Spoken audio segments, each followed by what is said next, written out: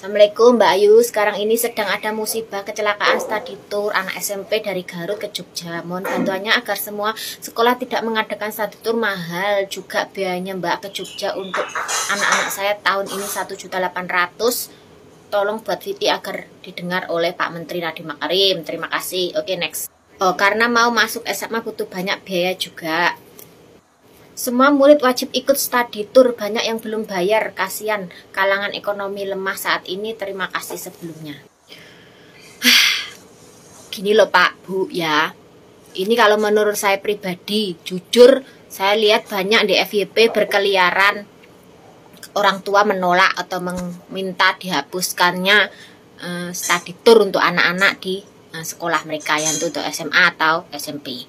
Tapi kalau menurut saya pribadi, saya lebih baik tidak usah dihapus. Karena apa?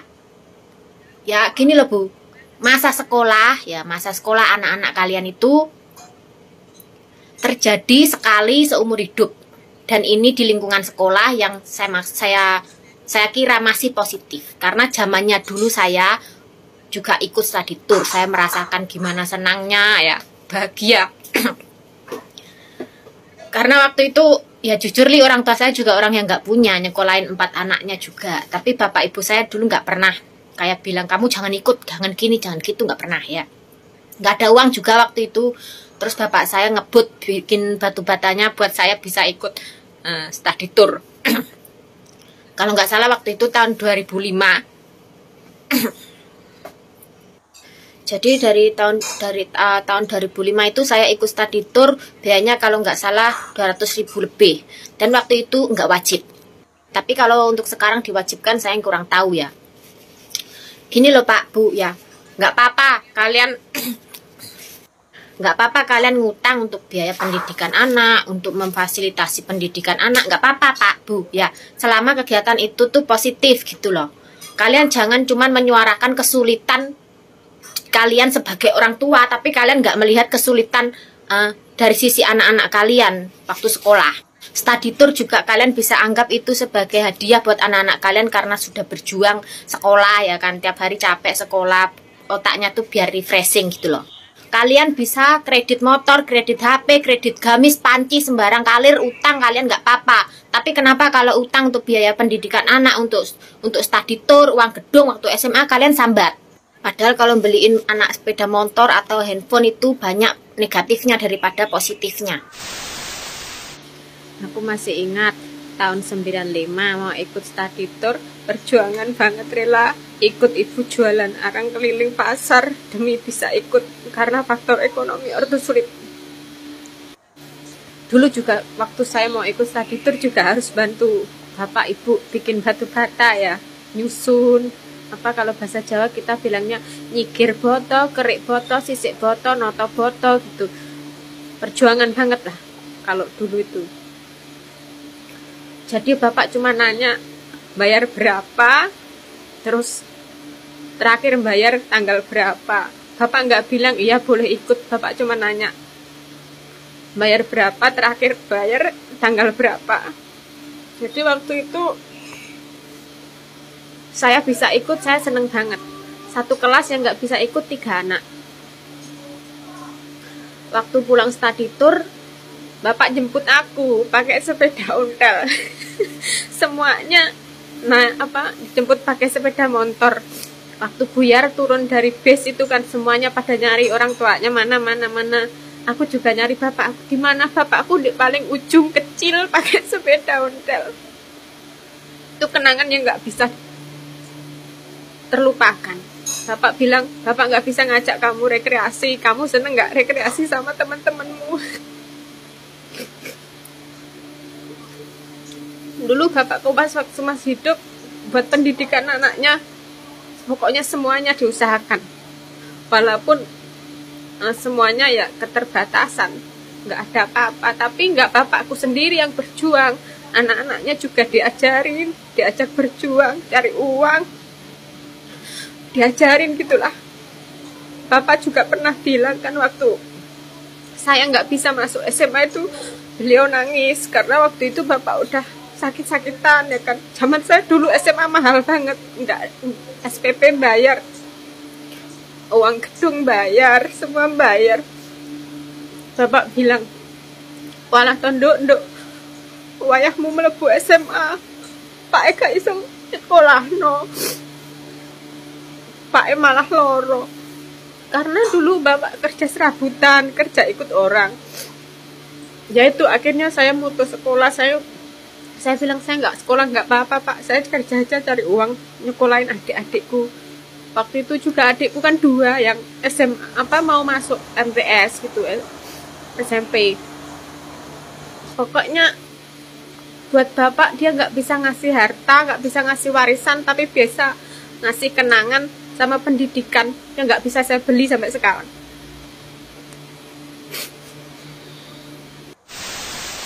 Aku juga menolak karena study tour ke Bali, karena dari Jakarta bayarnya 9 juta lah. Nah ini saya juga nggak setuju ya, study tour ke Bali kalau ini masih SMP gitu atau SMA, menurut saya nggak worth it ya. Terus kalau ke Bali sampai biaya 9 juta juga menurutku nggak oke lah ya. Kalau ini sekolahnya internasional lah itu beda lagi ceritanya, kan anak-anaknya orang kaya. Tapi kalau SMP, SMA ke Bali dan itu dari Jakarta, no. Menurut saya study tour yang paling bagus itu ya bener udah ke Jogja, itu paling bener ya.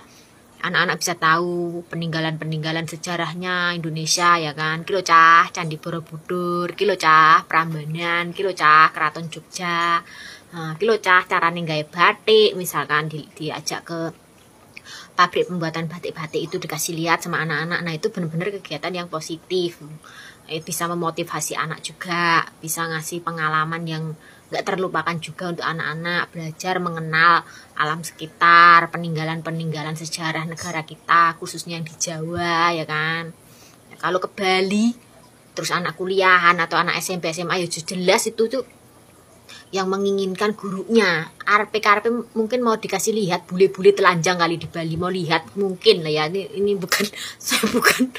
Aku pasti kalau ke Bali kan ya pasti ke pantai ya kan, ke pantai-pantai yang gitu, ke Bali itu kan itu kurang oke lah itu, kalau saya juga nggak setuju. Para ortu harus berusaha dan para guru harus menyesuaikan study tour yang sesuai soal kecelakaan dan lain-lain, itu faktor manusia dan takdir bukan karena study tournya. Ya itu betul sekali ya Bu. Kalau kalian mengikutkan anak-anak kalian itu study tour, itu sama kayak juga ibadah ya kan, memfasilitasi, mendukung, mensupport anaknya gitu loh.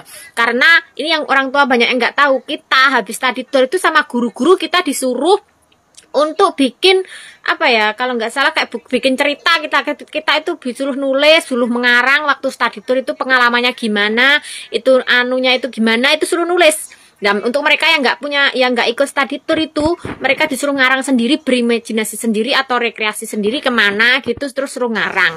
Nah itu nanti dapat nilai. Ya ini orang tua yang nggak tahu ini. Nanti setelah study tour itu para guru minta seperti itu ya. Jadi nggak cuma semena-mena semata-mata untuk senang-senang study tour aja, enggak gitu. Terus kalau seandainya ada kecelakaan, ada musibah, ya gimana lagi, itu musibah loh Bu. Itu bukan kehendak kita, yaitu itu ujian, cobaan dari Tuhan Yang Maha Esa ya kan.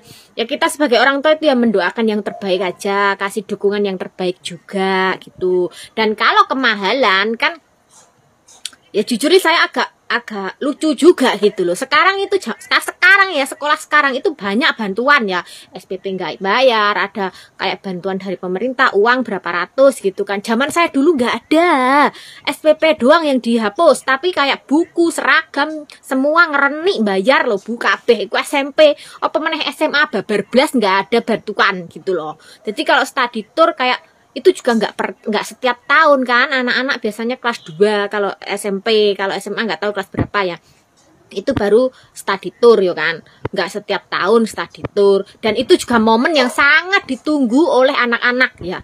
Kalau anak kalian nggak ikut, mereka mungkin diam, tapi sampean bayangkan teman-temannya cerita, wih aku kemarin di sana gini, oh iya di sana seru ya, kemarin di sana ada ini ada itu, anak sampean cuma diem dengerin temannya cerita, ini longso loh Bu Pak, seperti itu, bener saya nggak bohong, langsa sakit kayak gimana ya, teman-temannya seneng-seneng ya kan, mereka tahu keadaan orang tuanya nggak punya, nggak ada, mereka tahu, tapi mendengar cerita teman-temannya yang kayak gitu, mereka cuma denger cuman itu ya. Kalau saya sendiri sebagai orang tua mungkin ya nggak tega ngeliat anak saya seperti itu.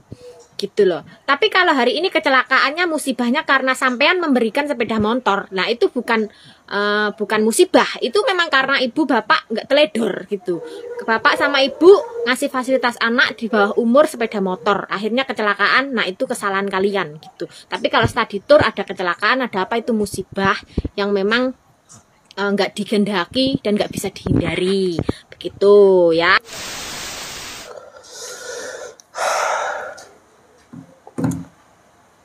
Assalamualaikum warahmatullahi wabarakatuh. Salam sejahtera untuk kita semua. Salam Om Swastiastu, Namo Buddhaya, salam kebajikan, salam rahayu, salam Nusantara. Halo semuanya, jumpa kembali bersama saya Bastian Sebo, dan semoga teman-teman yang menyaksikan video ini selalu dalam keadaan sehat walafiat. Amin. Video ini ya teman-teman, saya reaksi demi permintaan dari salah satu subscriber ya, salah satu dari kalian yang katanya, "Bang, kami kangen ingin dengar lagi suara Mbak Viral.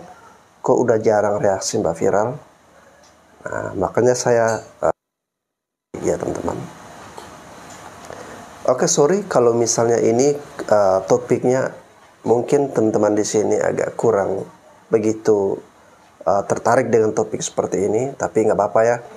Saya tetap mereaksi karena saya secara pribadi harus mengakui terus terang saya bersyukur dan berterima kasih juga kepada Mbak Viral ini, karena melalui sosok beliau juga yang membuat channel saya ini menjadi populer ya. Itu yang saya sampai sekarang kayaknya perlu bertemu beliau dan mengucapkan terima kasih secara langsung. Oke teman-teman, tadi mengenai study tour ya, dan Mbak Viral mengeluarkan air matanya mengingat kenangan atau memori masa kecil yang sungguh manis bersama dengan ayahandanya tercinta. Dan kita bisa menarik kesimpulan Mbak Viral ini masa kecilnya dari keluarga yang susah, karena untuk bisa ikut study tour bapaknya harus mencetak banyak batu bata agar bisa ada biaya nih buat anaknya ikut study tour ya. Oke, kalau saya pribadi teman-teman, nggak apa-apa ya, ini saya cerita pengalaman saya dulu, singkat saja. Dulu ketika saya SMP di kampung saya di NTT, itu tidak ada sinyal sama sekali ya. Tidak, belum ada orang kampung yang punya handphone. Jadi ya masih kampungan lah ya. Dan waktu itu saya pernah mengikuti lomba sains ya. Dan sampai ke dari tingkat kecamatan saya kemudian lolos ke tingkat kabupaten ya.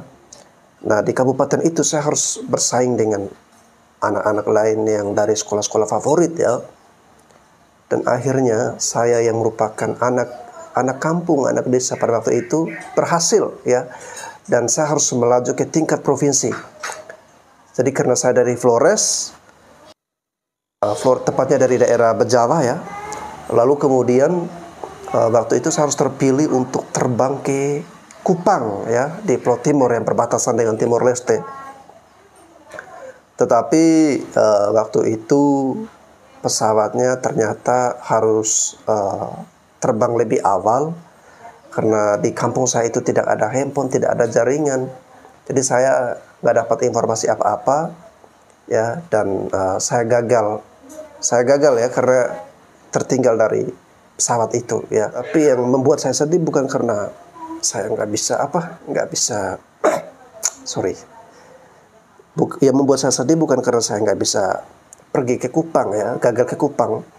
Tapi karena waktu itu Bapak sudah persiapan banyak hal ya, sampai utang-utang buat beli baju baru, tas baru.